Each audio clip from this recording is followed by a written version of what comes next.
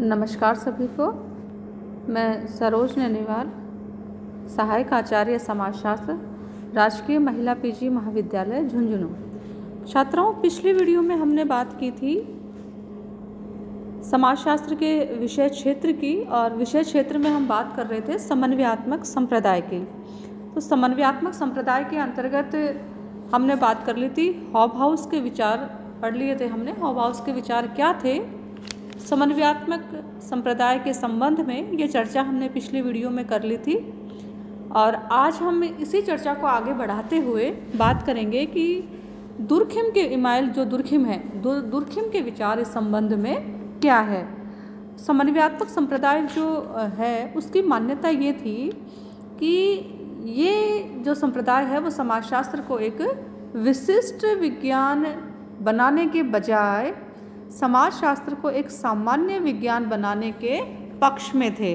और हॉबहाउस जो थे उनकी चर्चा हमने पिछले वीडियो में कर ली थी। आज हम बात कर रहे हैं दुर्खिम की। तो दुर्खिम जो है वो फ्रेंच समाजशास्त्री, फ्रांस के समाजशास्त्री थे, और इन्होंने भी समन्वयात्मक विचारधारा का या समन्वयात्मक दृष्टिकोण का समर्थन किया है।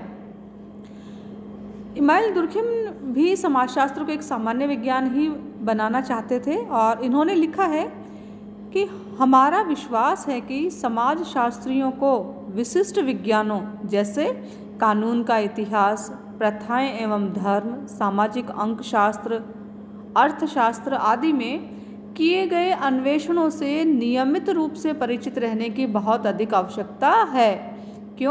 क्योंकि इनमें उपलब्ध सामग्रियों से ही समाजशास्त्र का निर्माण होना चाहिए।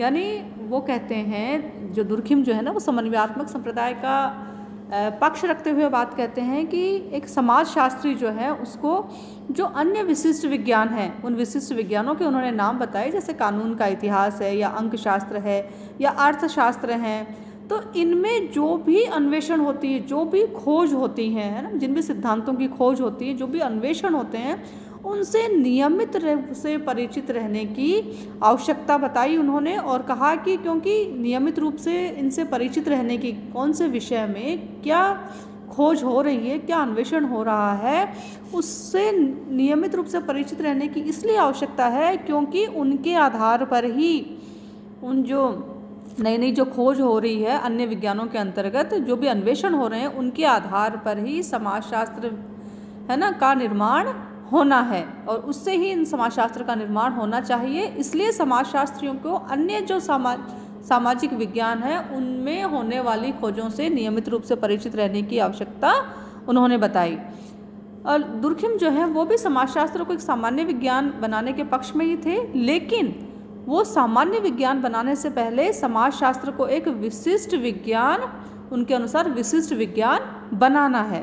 ताकि क्यों जरूरी है? ताकि अगर विशिष्ट विज्ञान जब समाजशास्त्र बनेगा तभी वह अन्य सामाजिक विज्ञानों के समान, जो अन्य सामाजिक विज्ञान है ना, जिस तरीके से स्वतंत्र और विशेष और आत्मनिर्भर जो विज्ञान है, उन विज्ञानों की तरह ही अपने स्वतंत्र नियमों का विकास कर सकेगा। यानी दुर्खिम कहते हैं कि समाजशास्त्र जो है वो एक सामान्य विज्ञान है, लेकिन सामान्य विज्ञान बनाने के से पहले वो उसे एक विशेष विज्ञान बनाना चाहते हैं। और वो कहते हैं कि ये इसलिए ज़रूरी है ताकि समाजशास्त्र में भी अन्य जो विज्ञान है ना, उनके समान ही स्वतंत्र नियमों का विकास हो सके। और उसके बाद में जब ये अपने स्वतंत्र नियमों का विकास कर लेगा, एक विशेष विज्ञान बन जाएगा, इसके बाद में इसे एक सामान्य विज्ञान के रूप में अन्य सामाजिक विज्ञानों के साथ समन्वय स्थापित करना है। अतः उन्होंने बताया कि समाजशास्त्र के अंतर्गत क्या करना है कि समाजशास्त्र में सर्वप्रथम वो जो सामाजिक तथ्य, यानी इमाइल दुर्खिम ने सामाजिक तथ्यों की बात की है, और उन्होंने बताया कि इन सामाजिक तथ्यों का अध्ययन समाजशास्त्र के अंतर्गत किया जाना चाहिए, और इन सामाजिक तथ्यों से ही सामाजिक प्रतिनिधान का निर्माण होता है। अब उन्होंने बताया कि सामाजिक प्रतिनिधान क्या है। उन्होंने कहा कि समाजशास्त्र जो है ना वो सामूहिक प्रतिनिधानों का विज्ञान है। अब ये सामूहिक प्रतिनिधान यानी समाजशास्त्र के अंतर्गत सामाजिक तथ्यों का अध्ययन करना चाहिए। इमाइल दुर्खिम का ये मानना है कि सामाजिक तथ्यों का अध्ययन करना चाहिए, और इन सामाजिक तथ्यों से ही सामूहिक या सामाजिक प्रतिनिधानों का निर्माण होता है। और समाजशास्त्र को भी उन्होंने यही बताया कि समाजशास्त्र क्या है, समाजशास्त्र सामूहिक प्रतिनिधानों का अध्ययन करने वाला विज्ञान है ना।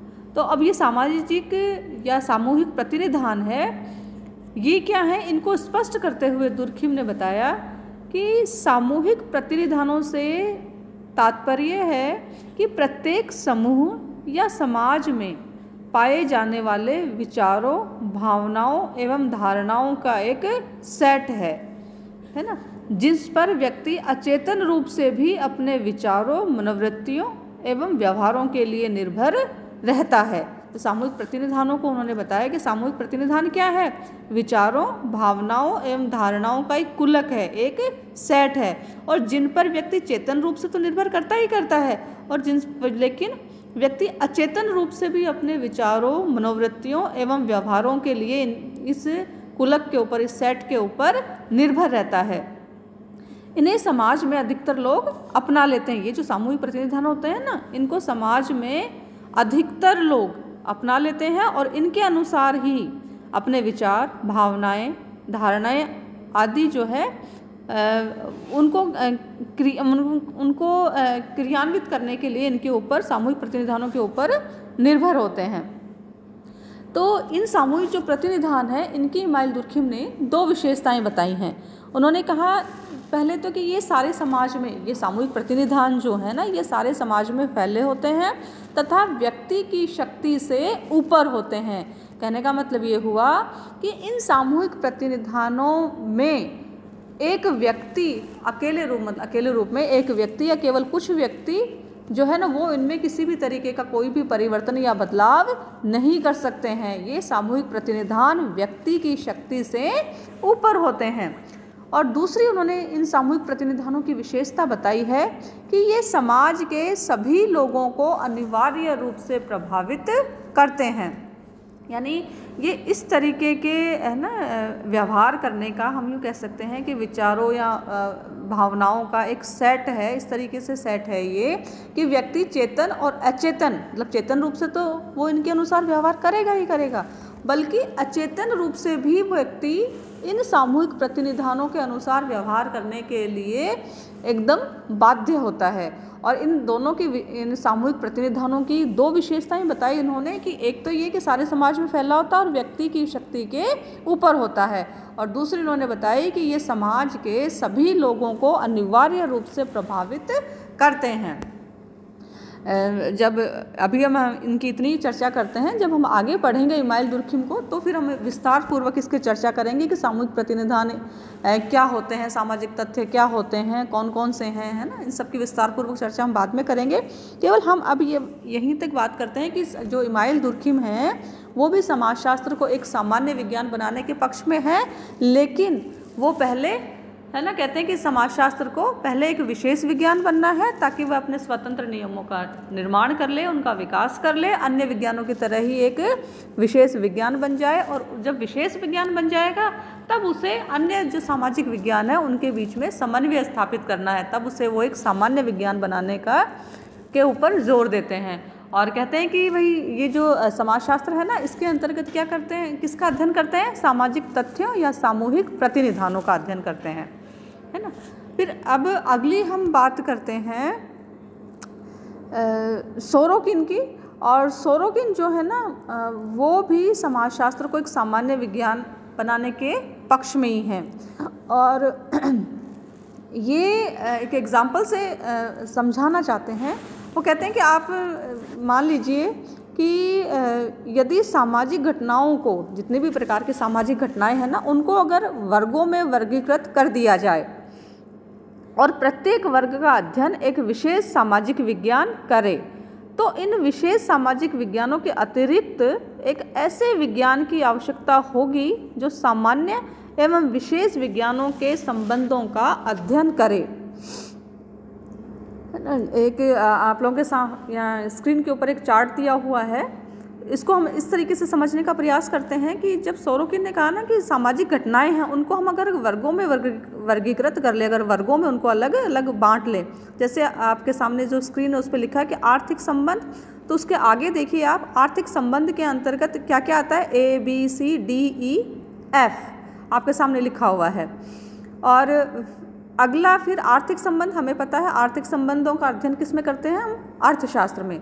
फिर राजनीतिक संबंध, हमें पता है राजनीतिक संबंधों का अध्ययन हम किसके अंतर्गत करते हैं, राजनीतिक क्रियाओं का राजनीति शास्त्र के अंतर्गत। ऐसे ही इसमें आगे लिखा हुआ धार्मिक संबंध धर्मशास्त्र में, वैधानिक संबंध कानून के अंतर्गत, कानून शास्त्र के अंतर्गत, है ना।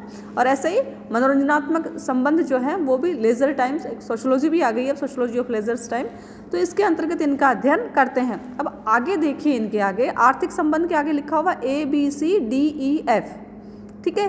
राजनीतिक संबंध में लिखा हुआ ABCGHI, धार्मिक संबंध के आगे लिखा हुआ है ABCJKL, ठीक है। ऐसे ही वैधानिक संबंध के आगे लिखा हुआ है ABCMNO, और मनोरंजनात्मक संबंध के आगे लिखा हुआ है ABCPQR, ठीक है। अब अगर हम यहाँ पर हम सोरोकिन की बात करें, है ना, तो इन्होंने क्या लिखा कि मान लीजिए यदि सामाजिक घटनाओं को वर्गों में वर्गीकृत कर दिया जाए और प्रत्येक वर्ग का अध्ययन एक विशेष सामाजिक विज्ञान करे।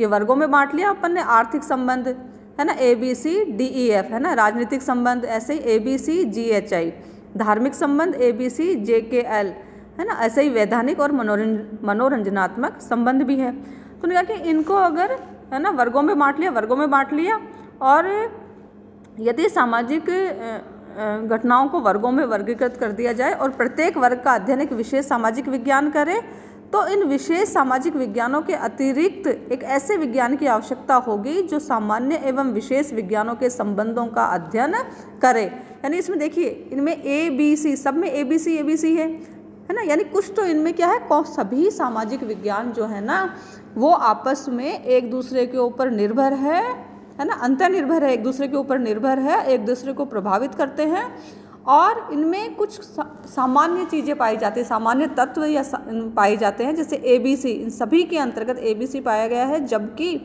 DEF, GHI, JKL, MNO, PQR ये कुछ अलग सी चीज़ें भी हैं।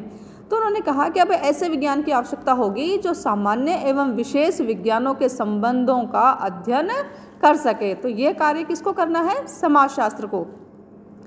आगे वो कहते हैं कि कोई भी सामाजिक विज्ञान जो है वो पूर्णतः स्वतंत्र नहीं है और प्रत्येक को किसी न किसी रूप में अन्य पर निर्भर रहना पड़ता है, और इसका कारण यह है कि विज्ञान द्वारा सामाजिक जीवन के एक पक्ष का या एक विशिष्ट प्रकार की घटनाओं का अध्ययन किया जाता है, जबकि जो विभिन्न घटनाएं होती हैं वो पारस्परिक रूप से एक दूसरे को प्रभावित करती है। तो ऐसे समय में क्या है कि एक ऐसे सामान्य विज्ञान की आवश्यकता है जो विभिन्न सामाजिक विज्ञानों के निष्कर्षों में समन्वय स्थापित कर सके, ताकि समाज को समग्र रूप में समझा जा सके। और समाजशास्त्र का कार्य विभिन्न सामाजिक विज्ञानों के पारस्परिक संबंधों या उनके सामान्य तत्वों का अध्ययन करना है ना। तो इस चार्ट के माध्यम से उन्होंने ये बताने का प्रयास किया है कि समाजशास्त्र एक सामान्य विज्ञान है और इसको सामान्य विज्ञान ही होना चाहिए, क्योंकि तभी यह जो विषय है, जो समाजशास्त्र है, वो है ना समाज का, सामाजिक संबंधों का संपूर्ण रूप में अध्ययन कर सकने की स्थिति में होगा।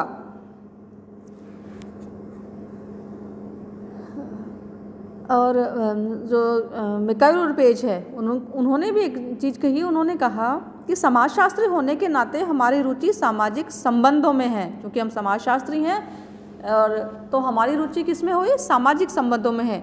और इन सामाजिक संबंधों में रुचि का कारण ये नहीं है कि ये संबंध आर्थिक है या राजनीतिक है या धार्मिक है, बल्कि इस कारण है कि साथ ही वे जो संबंध हैं वो सामाजिक भी होते हैं।